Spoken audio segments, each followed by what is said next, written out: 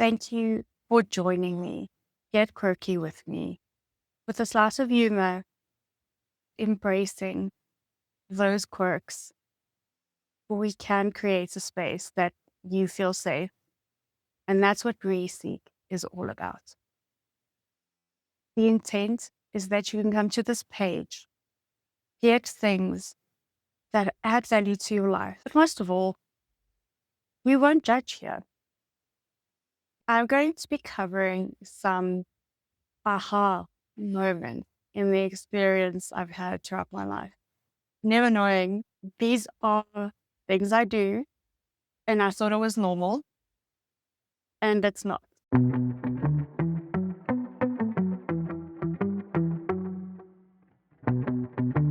We make light of things. Being fun, being spontaneous, wacky, all of those things come with your personality. And it's awesome. There are definitely going to be people in the content I'm going to be covering today that you will say to your spouse, your sister, your friend, do you know that this made me think of you? Or you will sit there and realize, oh, I do this. You'll laugh because that is the intent. We do weird stuff. It makes us who we are. If you are able to go, aha, oh, I do that too. Let's have fun with this. Some of the myths, some of the legends.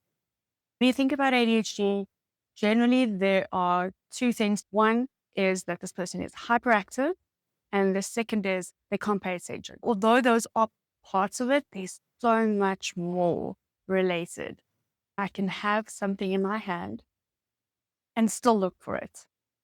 I get home, I put my keys down, and for the life of me, I cannot find them for the next 45 minutes to 2 days because I can't remember where I put them. Only to realize that I actually put them where the keys go. And I didn't expect myself to remember that they're supposed to go there. Walking around with my phone, asking if anyone's seen my phone. My glasses will be on my head, and I still ask, have you seen my glasses anywhere? It happens more frequent than I'd like to admit. Clothing is something I struggle with. If I find something I like, I will buy it in every color. Not necessarily because I love the shirt or I like. If the shoes are comfortable, I am going to get numerous pairs because experiencing the sensory vibe is so big. Labels frustrate me. If I feel the label, I'm not going to wear it regardless of how cute it is. Pants don't sit right, I'm not going to wear them. I would rather wear the same thing I've had for 5 years than wear something that's not comfortable. Going on shopping sprees is so much fun, but having to fit on all the clothes and getting that overstimulated sensory experience is so frustrating. So if you're like me, it's a sensory thing. Following on sensory, I can listen to the loudest rock music in my ears. I mean, full volume, blaring, having the time of my life. But sitting in an environment where the music's too loud, the fans, and I can hear someone chewing, gets me mad and I lose my mind. I couldn't understand how these two things can be true at the same time, but they are.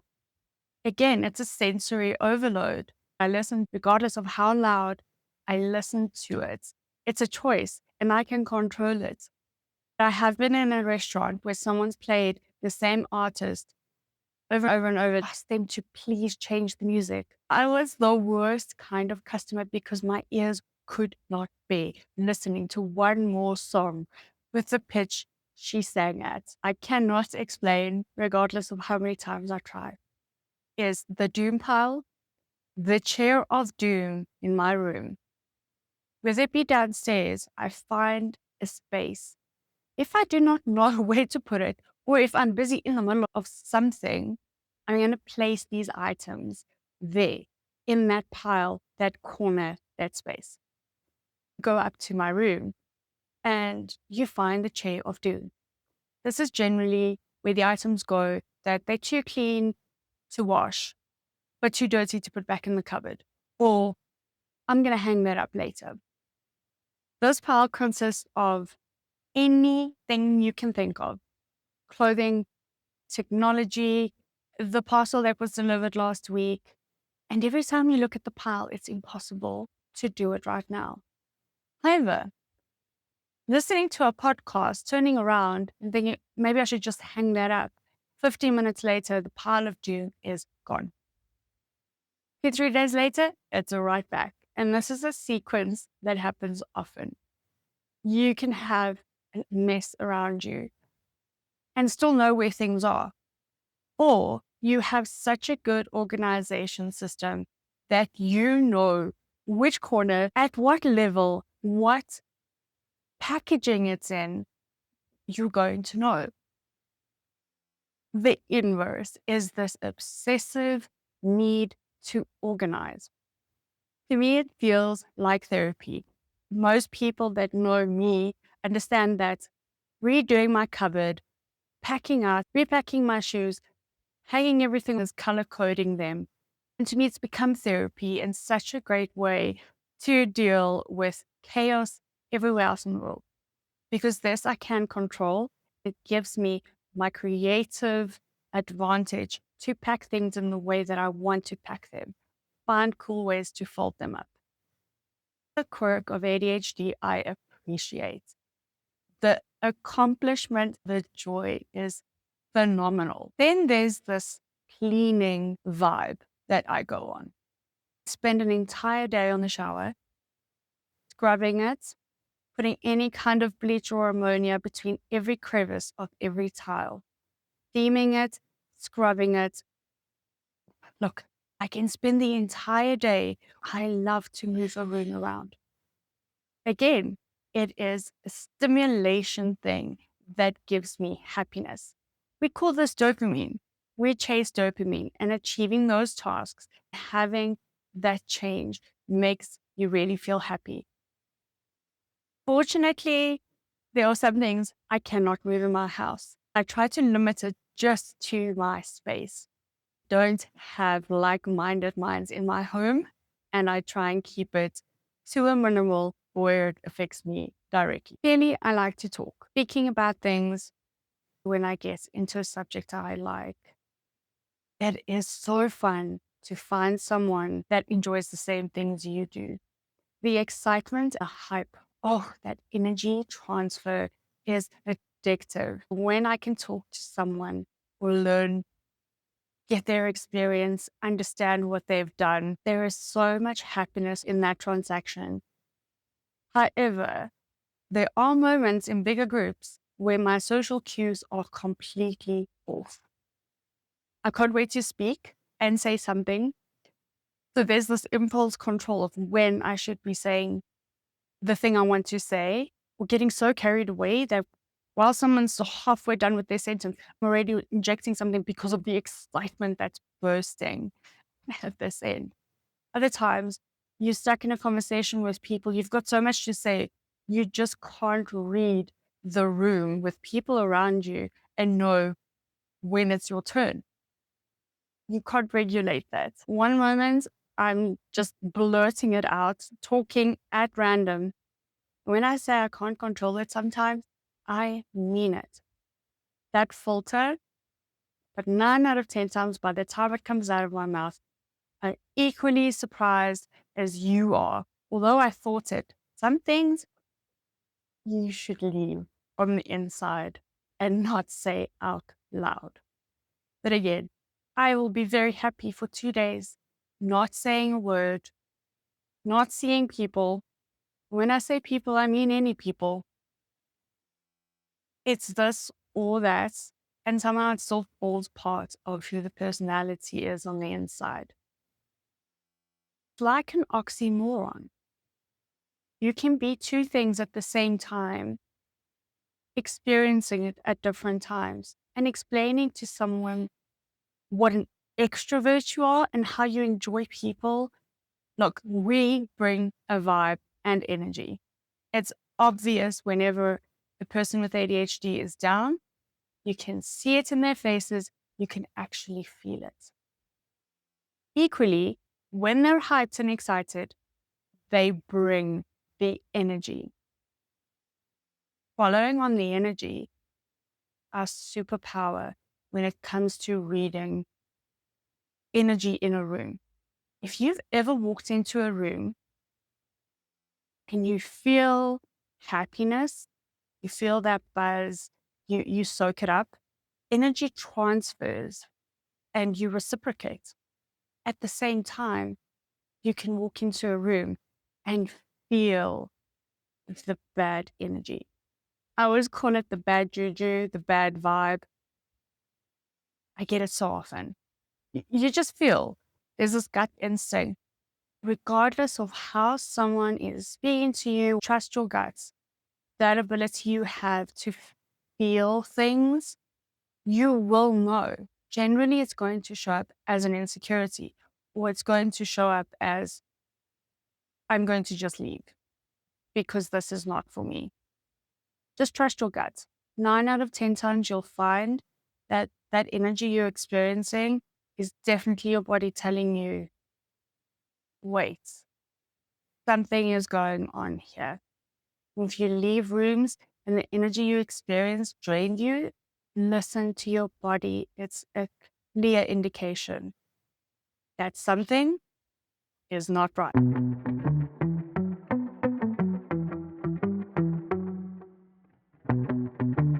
You need a partner in crime to go and climb a hill 2 o'clock in the morning to see the sun come up at 6. I will say yes. Call me on a Friday afternoon on the way home, regardless of how tired I am. Something's happening somewhere at 8 o'clock. I'm going to be there. In the middle of being somewhere, decide I want to go on a little adventure, even if it's just getting ice cream at 2 o'clock in the morning. But I will be down for whatever it is. I am that person you can call last minute. I'm not going to feel I was an afterthought. Need to do something that other people don't have the guts to do. Ask me, should I eat the cake? Should I buy the shirt? I'm telling you to buy the shirt or eat the cake because life is short enough. In other words, what's the worst that can happen? Many things. Many things. But you won't know unless you try. Trial by experience. And then she got distracted. She forgot to do something, panic setting in, zoning out.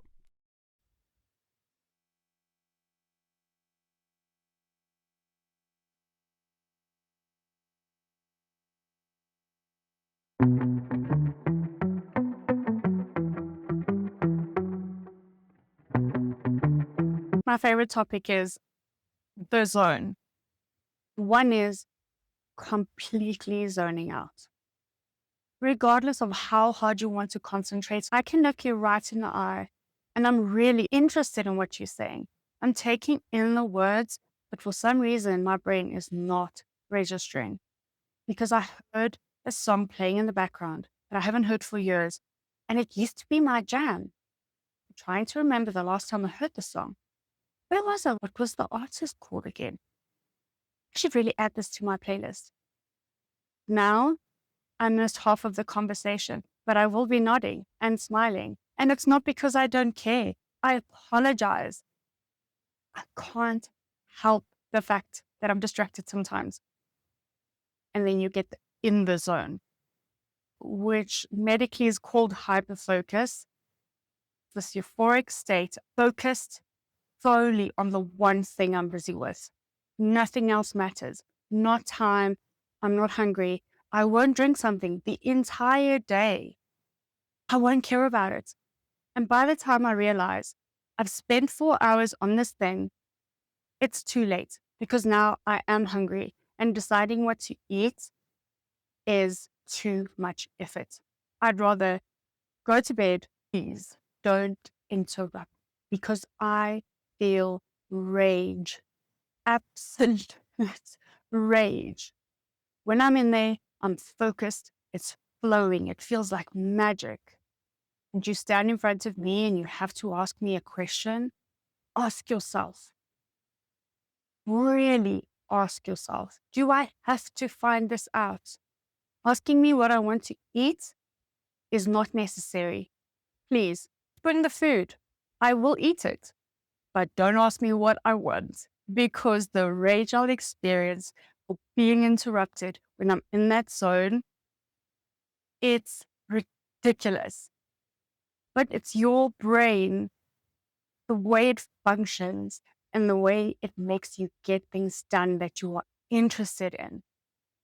When you are in your hyper-focus mode, what would generally take everybody else a week to get done, you can get done in one night using 3 hours hyper-focus time. You will soak up all the information. If it's a subject you enjoy, oh my goodness, satisfaction that you'll feel. It is unlike anything I can explain. I love in the zone. What I don't like, however, is 2 weeks later or a day later or a few hours later, I'm exhausted, haven't eaten, very thirsty, overstimulated. I can't even take a nap because my mind is too busy. So you have that immense level of energy, focus, and then you go down and have that fatigue. There are ways to help you get through this and to regain elements of control. In fact, this is the way you think and the way you get things done. You can bring certain things into your process to help you not get to that utter down where you are exhausted mentally, physically, and you can't get up. Trust me, that project you were busy with, that thing you were focusing on, going to be magic. There's a running joke on social media. I love the memes, but the moment it gets real, who they're going to call? All the ADHDers. They're going to walk in. We are phenomenal at making ideas work, coming up with solutions that other people won't be able to find. We can get things done in very short amounts of time when the pressure is on. That is why throughout my school years, I learned the night before I wrote the exam. I can't remember everything because it's crunch time and I know I have to write the exam tomorrow. Now the pressure is on, so my brain is going to take in a lot more. It's like sleeping with the book under your bed. And trust me, many of us did this in school. Finding creative ways to remember things because our memory sucks. Your memory can be amazing in the weirdest areas, such as the lyrics of every song on Eminem's first album, the rock bands, the music. I can tell you every lyric. It is scary that you remember it, but I still feel we were one of the best generations out there. Anyway, I digress. Let's get back to the point. Memory is tough. Your working memory will be different. I read a book, and I do this so often. I love research and reading, but I can read the same page over and over and still not retain the information. You get discouraged. What I've learned to do is put the book down, go and do something else. Make sure you've got the second thing happening because you'll be focused on that. Now, go back to the book. Have background music. I call it my emotional background music, whether it be the TV, a song, or just a podcast, comfort show. I don't care how many times I've watched or listened to it. It's in the background, gives me emotional support, and somehow that distraction helps me read the book I need to read, unless I'm in the zone. Your brain works this way, and it is okay.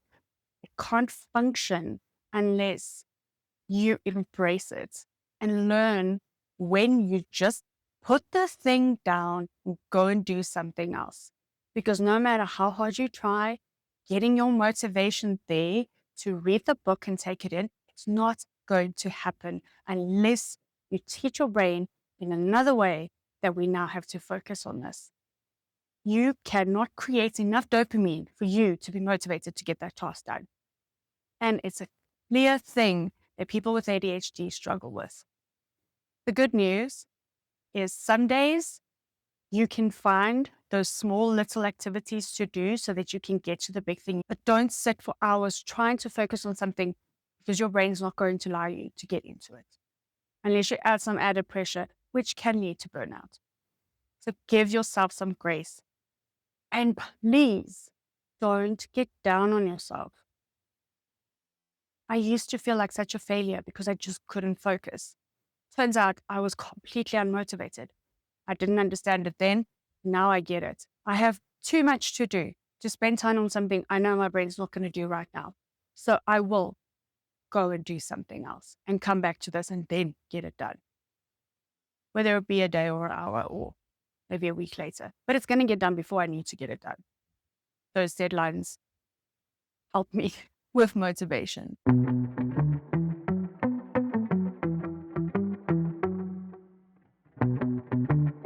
There's this thing people expect you to do once you become a mother. I call it the mom club. I'm not part of the mom club. How they manage to plan their days, have their kids somewhere on time, pack the perfect meals, all the dates organized in some form or another, I don't understand it. I commend it. At the same time, I realized I am not that mom. Generally, being late is something I don't ever want to do, but I am always late. Sorry to the moms on top of every task. I apologize for not replying to the WhatsApp group. I haven't opened those messages, but I'm realizing that I'm 2 weeks late. Organizing, planning. I try so hard. It's not that easy for me to get these things in order. 582 different things are running through my mind every single day. As a mom, I used to feel very ashamed and I felt that I was failing. Purely because I couldn't keep up with the schedules and I kept forgetting things. Not intentional. It's not something I do because I don't care. There's just too much going on in my mind. It's a shortfall.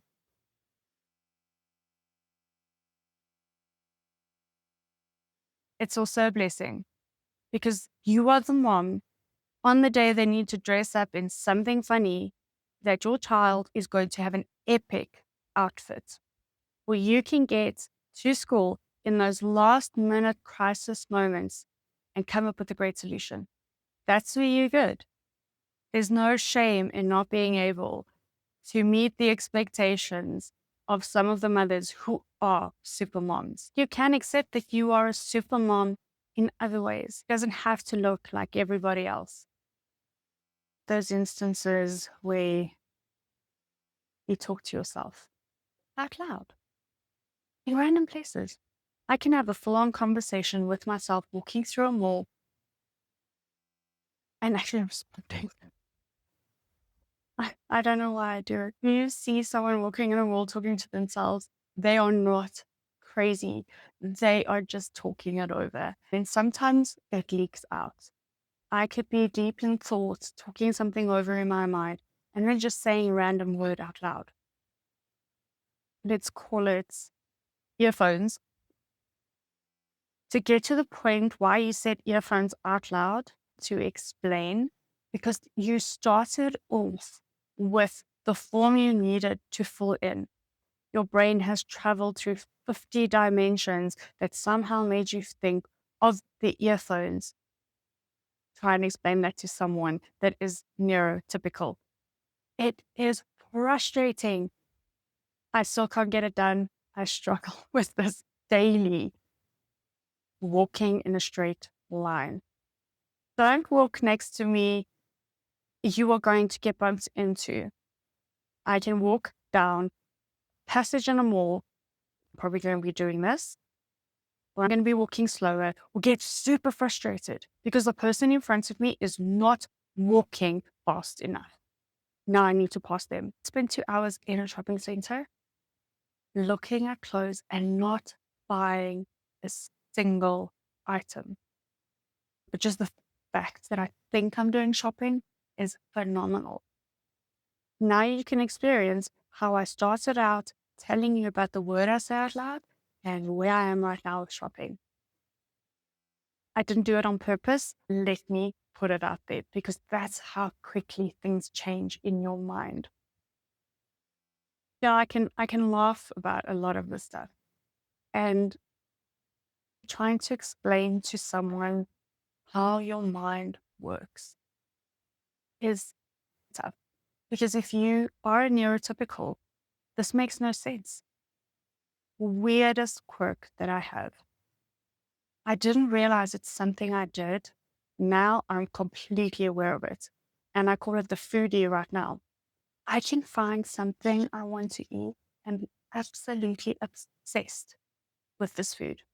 Breakfast, lunch, dinner, midnight snack, in between. It's amazing because while you're in that food moment, you absorb the taste, you feel the texture. So many happy feelings from eating this thing. Days, weeks, sometimes even months, eating the same thing until one day I'm just over it.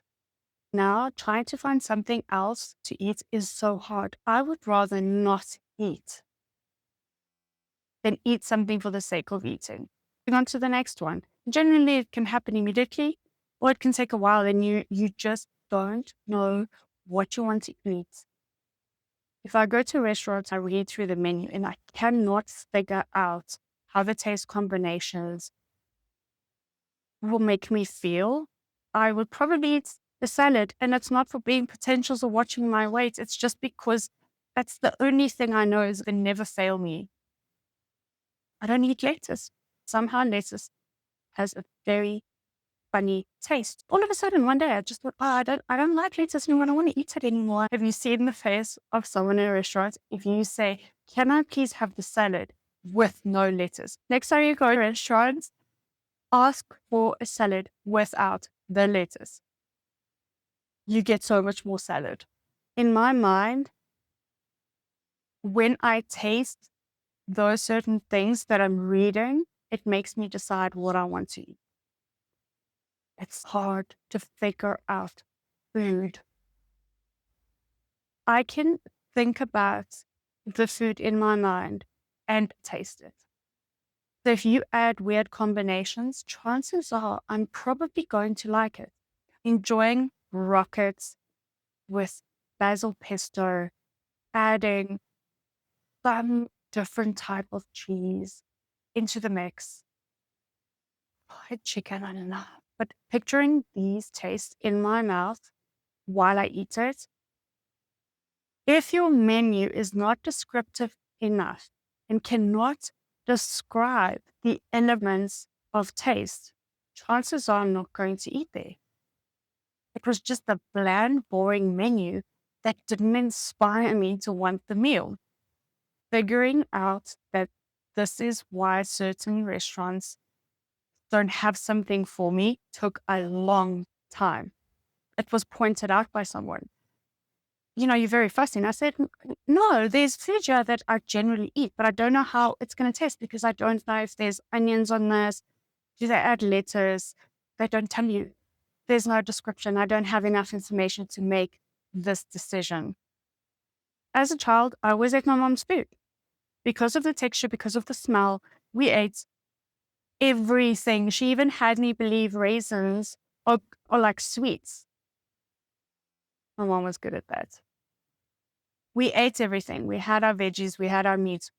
Never an issue. So I wasn't really fussy. That's an ADHD thing.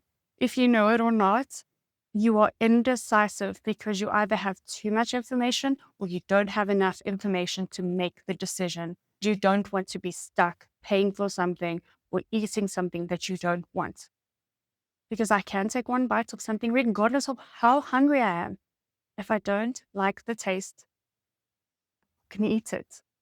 I'm off. I'm done. I'm not even hungry anymore. I'll still pay for the meal because I chose it. We do this. It's really a thing.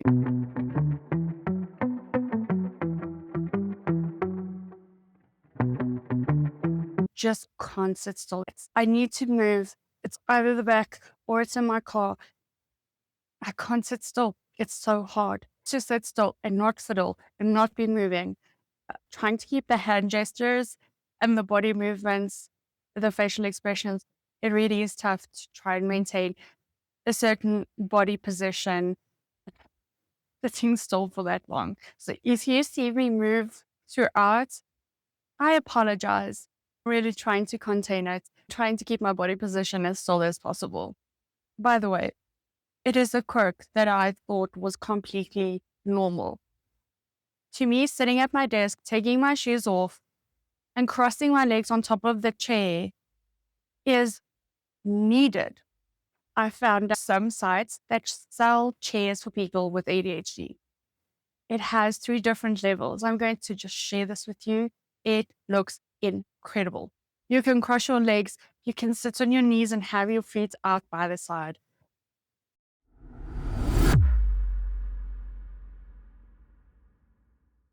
It's one of the best inventions I've ever seen in my life.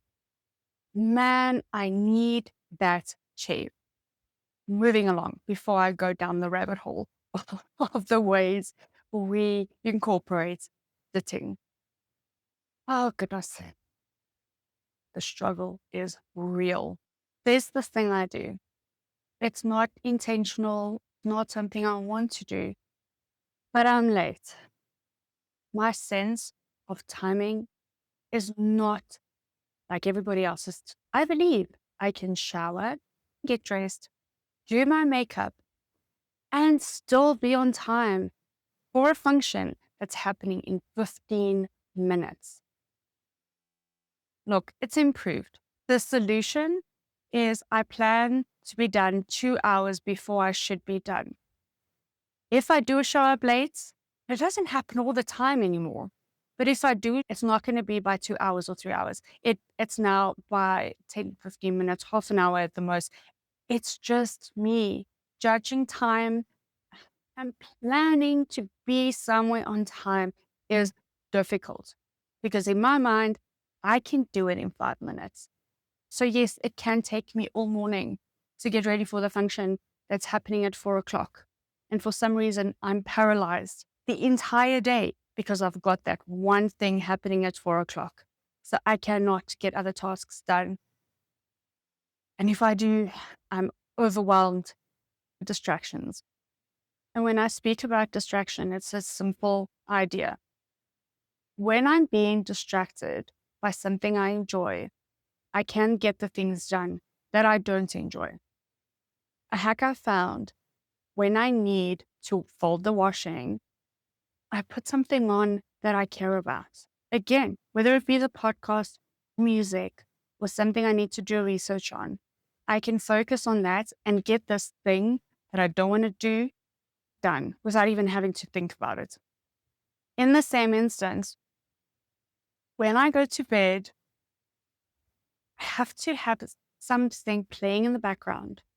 Again, a podcast, intro crime, because that makes me calm down. If my phone is off and I have to fall asleep without hearing something else in the background, chances are I'm not going to fall asleep until the early morning hours, waking up frequently because my brain is not shutting down. When I was younger, this made sense that I just have a very big imagination. Now I realize my brain cannot switch off like everybody else's can. There is something in your brain. I'll cover the literature later on, where we can talk about why this is. But your body does not release chemicals the way it should. So what your brain is getting is not sufficient to have you fall asleep. My quality of sleep has increased considerably, purely because I'm forcing my mind to not pay attention to everything else that I'm thinking of, but forcing it to listen to this one subject, having a certain tone of voice playing in the background. You can fall asleep and the quality will be great. And if it doesn't, trust me, you want to find your thing. I remember when I was doing therapy, they suggest you take a piece of paper and you do lists. It's great practical advice. I did it often. Doing this list at night, putting the things down that's already in your mind. It's almost like a to-do list. Don't put pressure on yourself to get it done, but just download all the things out that you have in your mind, what you're thinking of that is keeping certain areas of your brain occupied. If you write it down, look at it and read it out before you have to go to sleep, it's almost an acknowledgement to your brain to say, yeah, I got you. I wrote it down. I'm not going to forget. You can fall asleep knowing you've got the list. Should you wake up in the middle of the night, remembering that you haven't replied to someone's message that you opened it 2 weeks ago, write it down, have the list next to your bed, or just put it on your notes app on your phone. Remember to reply to whoever. What was that? Or the phone.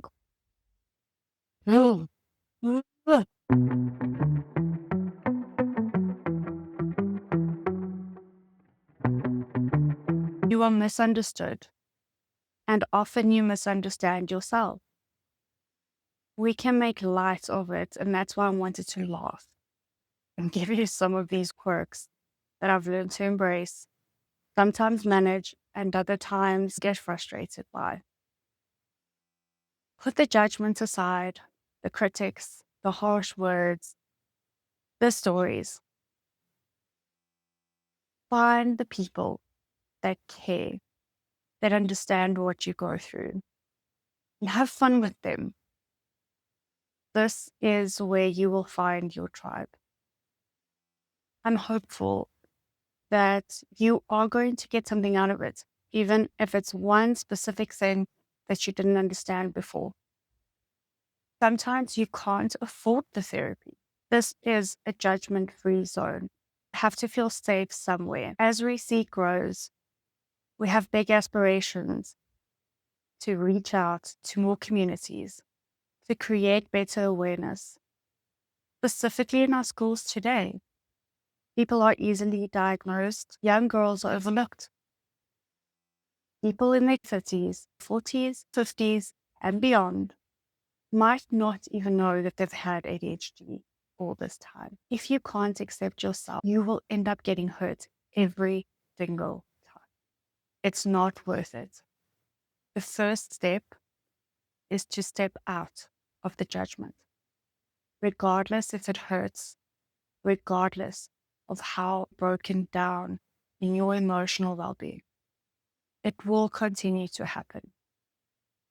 Take the step with me to say, all right, and go the other way because you are different. That is a superpower in of its own. I look forward to talking about the science. Hopefully, I'm not going to geek out too much. Let's keep it light. Let's keep it happy. And share this content if you find it relevant. Have ideas or you would love to talk about a certain subject, send us an inbox. Make a comment on the videos. Reach out to our team. I would absolutely love it to start receiving content that you, if you want to, have recorded yourself. I want to hear and generate something with my mad superpower of research and the need to understand this thoroughly. There are links on the Ree-seek.co.za website. 30 days for the channel. It's 0.1 step for the ultimate goal that we want to achieve. I have not done this on my own, and I've had great backing and support behind me. Without those people, this would not have been possible. I want to step into your life and add that level of support. Most of all, just to give space to come and laugh with us, cry with us. A space to just say, so this is my normal. Hopefully it can not only help you, but many that have similar issues in their lives. This is a quick break you take during the day to get your daily dose of your tribe and your people that support you. It's a labor of love, a project that I've wanted to do for such a long time. Working through the doubts and doing it for the right reasons makes it worth it. I don't want this to feel scripted or like a typical channel. The masks we have to wear is frustrating. When you come here, take the mask off. Learn some stuff, have sad moments, have happy moments. That is the goal. If I can make one change to one person, even if it is just by explaining something that you do and giving you the realization of why you do it, the goal has been achieved. Keep watching, keep joining, share the content if you find it relevant. If there's someone that you feel this applies to, share it with them. But most of all, when you are here, support those that need the support. If you live with a neurodivergent, maybe you can embrace it and understand it better and give them some grace while they're trying to figure it out or act as that support layer. So let's be kind. Let's keep this going. Let's build the tribe to support each other. Thank you for joining me. Thank you for making this a possibility. What was I doing again? Okay, I'm sitting still for too long. I feel like I need to get up. Okay, focus.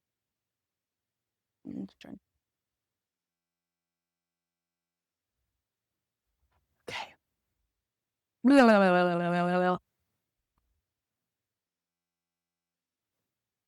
But the focus did not return. In fact, we are done with this episode.